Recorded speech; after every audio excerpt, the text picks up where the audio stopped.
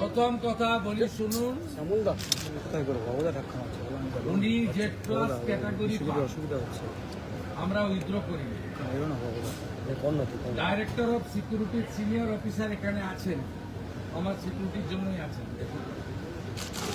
আমি ওনাকে নেমেই জিজ্ঞেস করেছিলাম জি ইজ দেয়ার এনি কমিউনিকেশন। তারা বলেছেন কমিউনিকেশন আমাদের কাছে ছিল না। তবুও আমি টিভি ছবিতে যেটুকু দেখেছি, সিনিয়র পুলিশ ডিসির নেতৃত্বে পুলিশরা তাকে প্রপারলি সাপোর্ট দিয়েছে এবং আমি বিজেপির কোনো পরিচিত মুখকেও দেখিনি, ঝান্ডাকেও দেখিনি।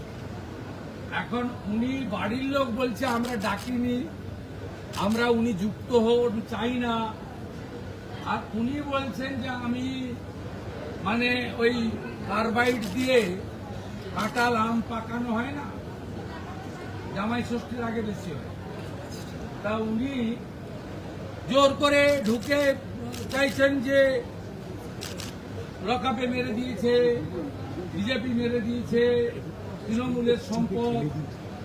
আর বাড়ির লোক বলছে যে আমার তো প্রশাসন পুলিশের উপরে স্যাটিসফাইড, আমরা রহস্য উন্মোচন হোক চাই। লকআপে ছিল সেই অবস্থায় পিটিয়ে মেরেছেন, অসুস্থ এর বিচার চাই এবং লোকাল সরকার এবং পুলিশই আমাকে বিচার দিতে পারবে, মমতা ব্যানার্জি বিচার দিতে পারবে না, তার বাড়ির লোক বলছে। আর আপনি ওখানে ছুটির দিন একজন লয়ারকে সঙ্গে নিয়ে রাজনীতি করতে গেছেন পুলিশকে না জানিয়ে। পুলিশ তো এত বড় অ্যারেঞ্জমেন্ট করেছে দেখলাম, যেটা তো উনার পাওয়া, উনি এখন ওই ক্যাটাগরিতে পড়েন কিনা সন্দেহ আছে। আমাদের নির্দেশ আছে, প্রাক্তন মুখ্যমন্ত্রী 15 বছর ছিলেন, বয়সও হয়েছে, উনাকে যতটা সম্ভব পূর্ণ নিরাপত্তা এবং উনার সম্মান রাখা উচিত। সে কাজ পুলিশ করেছে, পুলিশ কিছু খারাপ কিছু করেনি। তো উনাকে বলবো, আপনাকে ওই বাড়ির লোক দরজা বন্ধ করে দিচ্ছে, আপনি বলছেন যে না আমি দরজা ভেঙে ঢুকবো, এই কাজগুলো করবেন।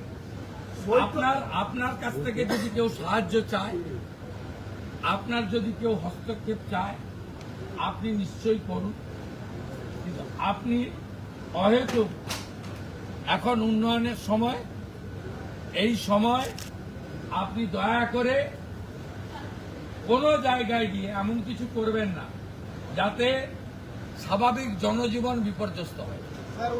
আর এত চুরি করেছেন, চোর তো শুনতেই হবে। এরপর থেকে কানে এই আপনার হেলিকপ্টারে চড়লে লাগিয়ে দেয়, ওইগুলো ব্যবহার করুন আপনি, তাহলে চোর শুনতে পারবেন না। বিজেপির পতাকাও ছিল না, বিজেপির কর্মীরাও ছিল না, এত বিপুল জনরস। আপনি তো আজকে অভয়ের বাড়িতে যেতে পারতেন ক্ষমা চাইতে,